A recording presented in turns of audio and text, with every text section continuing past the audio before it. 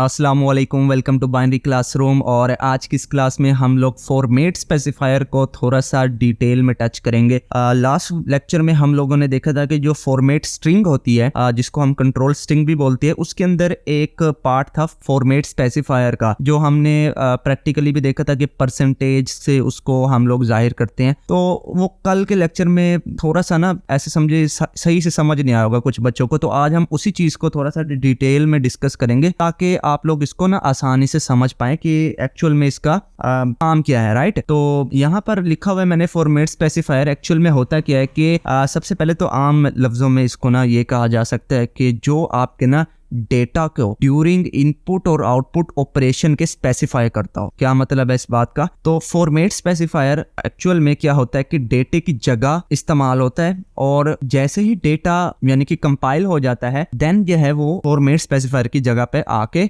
बैठ जाता है। ये बिल्कुल इसी तरह है जैसे कि आप क्लासरूम में आपका दोस्त अभी ना पहुंचा हो और आपके साथ वाली सीट पे आप अपना बैग रख के ये कहें कि भाई ये मेरे दोस्त की जगह है, तो अभी आपका दोस्त पहुंचा नहीं, लेकिन आपने उसकी जगह स्पेसिफाई करके रख दी कि भाई जब भी मेरा दोस्त आएगा तो वो यहाँ मेरे साथ ही बैठेगा। तो सेम चीज फॉर्मेट स्पेसिफायर भी करता है कि अभी हमारे पास डेटा जो है वो कैलकुलेट नहीं हुआ, एक्सप्रेशन कैलकुलेट नहीं हुई, लेकिन हम क्या करते हैं कि उसके जगह या उसका जो कह ले कि उसकी एक मेमोरी को रिजर्व करके रख लेते हैं कि जब भी डेटा आएगा तो वो आके इसी जगह पर स्टोर होगा और उसका फॉर्मेट ये होगा। ठीक है, बेसिकली ये इस तरह कह सकते हैं कि वो उसकी डेटा टाइप को डिफाइन कर रहा होता है ना। जैसे डेटा टाइप अगर इंटीजर टाइप का डेटा है तो उसके लिए वो अलग स्पेसिफाई इस्तेमाल होगा, फ्लोट टाइप का डेटा है तो उसके लिए अलग स्पेसिफायर इस्तेमाल होगा, कैरेक्टर टाइप का डाटा है तो उसके लिए अलग फॉर्मेट स्पेसिफायर इस्तेमाल होगा। तो इसकी एक दफा डेफिनेशन रीड कर लेते हैं। Format specifier is used to specify the format of data during input and output operation. Uh format specifier start with the symbol percentage. जहां भी आप लोगों को परसेंटेज नजर आ जाए इसका मतलब समझ जाए मोस्ट ऑफ द केसेस के वो एक फॉर्मेट स्पेसिफायर इस्तेमाल हुआ है। तो यहाँ पर ये प्रिंटफ का सिंटैक्स लिखा हुआ है, दोबारा से ही आप लोगों को अब तक तो याद हो जाना चाहिए। सबसे पहले हम लोग प्रिंटफ लिखते हैं, उसके अंदर फॉर्मेट स्ट्रिंग लिखते हैं और कॉमा लगा के हम लोग आर्गुमेंट लिस्ट लिखते हैं और लास्ट में एक सेमीकोलन जरूर से लिखते हैं। इसी फॉर्मेट स्ट्रिंग के अंदर हमारे पास एक टाइप होती थी फॉर्मेट स्पेसिफायर, और यहाँ पर मैंने एक छोटा सा टेबल बना रखा है जिसके अंदर तमाम डेटा टाइप्स का फॉर्मेट स्पेसिफायर दिया हुआ है। तो इसका आप लोग स्क्रीनशॉट ले सकते हैं या अपने पास नोट डाउन कर सकते हैं। तो इसके अंदर हमारे पास 2-3 ही ऐसी हैं जो हमारे काम की हैं। सबसे पहले है इंट, जो कि हम यूज करेंगे।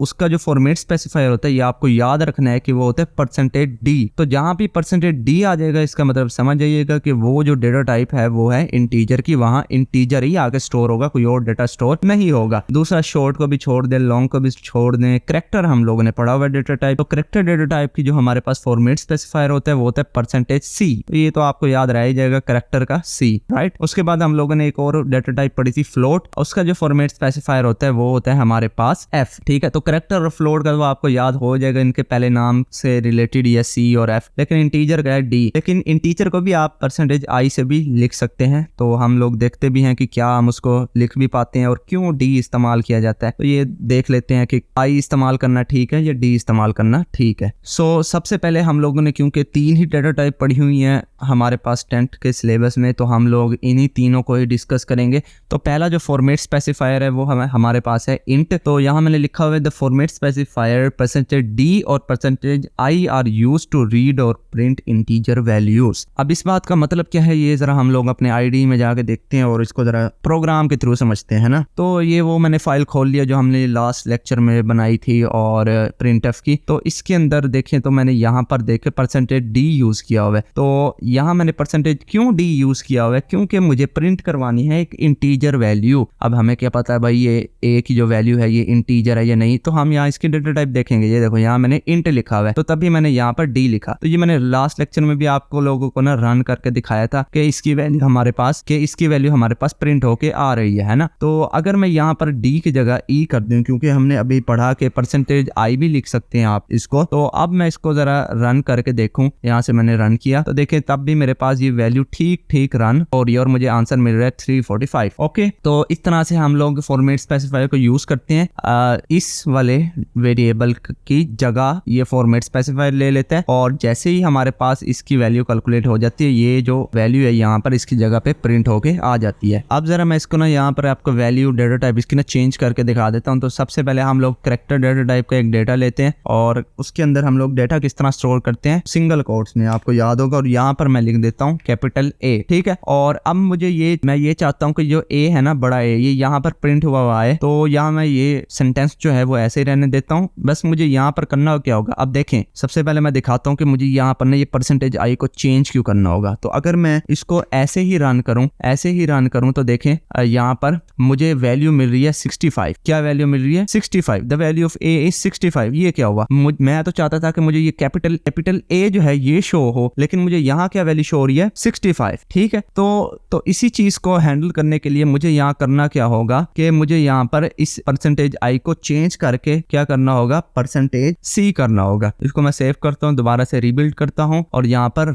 F10 दबा के इसको रन करता हूँ। तो देखें अब मेरे पास जो है वैल्यू क्या शो होगी, the value of A is capital A. अब देखो सही आउटपुट आ रहा है ना, आउटपुट वो भी ठीक था, 65। ए की वैल्यू ना इसमें ना 65 होती है, ये आप लोगों को प्लस पॉइंट बता दिया, याद रखिएगा। तो लेकिन हम लोगों का जो मेन मकसद था वो प्रिंट करवाना था कैपिटल ए। तो उसको प्रिंट कराने के लिए हमें यहाँ पर लाजमी से इसकी फॉर्मेट स्पेसिफायर वहीं देना होगा। अगर नहीं देंगे तो आपने अभी रिजल्ट देख लिया कि हुआ क्या हमारे साथ। इसी तरह हमारे पास एक और डेटा टाइप है, कौन सी? फ्लोट है ना, फ्लोट। तो मैंने यहाँ फ्लोट लिख दिया डेटा टाइप में, और फ्लोट का डेटा आपको पता है पॉइंट वाला होता है। तो मैं यहाँ लिख देता हूँ 70.5 लिख देता हूँ, ठीक है। और इसको सेव करके यहाँ पर परसेंटेज सी की जगह मुझे लिखना होगा परसेंटेज एफ, ठीक है। और इसको सेव करके मैं इसको जो है वो रन करता हूँ। तो देखें यहाँ पर मैंने तो वैल्यू दी थी 70.5 ए के अंदर, लेकिन जो मुझे यहाँ वैल्यू शो हो रही है वो हो रही है 70.5000000। ये क्या सीन है, ये क्या सीन है? इसको हम लोग सबसे पहले स्लाइड में रीड करते हैं, फिर मैं आपको बताता हूँ कि ये हुआ क्या यहाँ पे। सबसे पहले, ठीक है ना, तो ये इंट वाला तो मैंने आपको समझा दिया, इसके अंदर कोई अब समझने वाली बात नहीं है।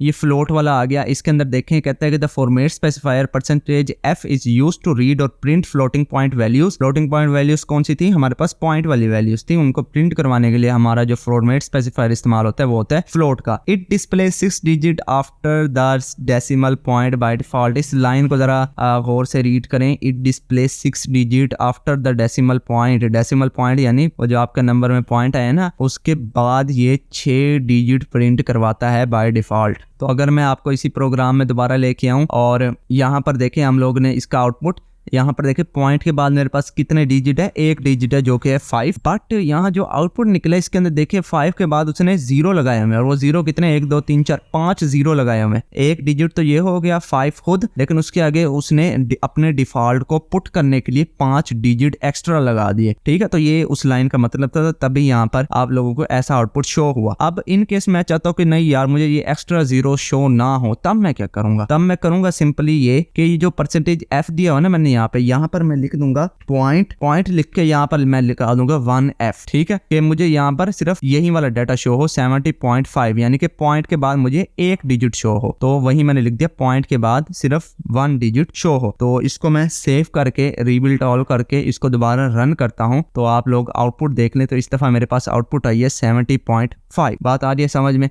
इसी तरह जितने डिजिट आप ज्यादा करना चाहते हैं इसके अंदर, वैसे ही पॉइंट के आगे यहाँ पर वैल्यू को चेंज करते जाएं, सिंपल, ठीक है। यानी कि 1 की जगह अगर आप 2 वैल्यूज को डिस्प्ले कराना चाहते हो, यहाँ 2 लिख दें, 3 कराना चाहते हैं 3 लिख दें, यानी कि जो आपकी चॉइस है कि जितने मर्जी डिजिट आप लोग प्रिंट करवा सकते हैं, ठीक है। तो आई होप आपको ये फ्लोट वाला समझ में आ गया होगा। और लास्ट में एक करेक्टर, ये तो मैंने आपको वैसे ही उसी वक्त करके दिखा दिया कि परसेंटेज सी इस्तेमाल होता है करेक्टर वैल्यूज को पास करने के लिए। अगर करेक्टर वैल्यू का परसेंटेज सी ना लगाया जाए देन वो क्या करता है कि उसकी इंटीजर वैल्यू को प्रिंट करवा देता है। तो बस इतना कुछ ही था। तो यही आपसे गुजारिश है कि चैनल को लाजमी से सब्सक्राइब किया करेंगे, वीडियो को लाजमी से लाइक कर दिया करें। तो अभी के लिए फिलहाल इस वीडियो में इतना ही, मिलते हैं किसी नेक्स्ट वीडियो में, तब तक के लिए ओके।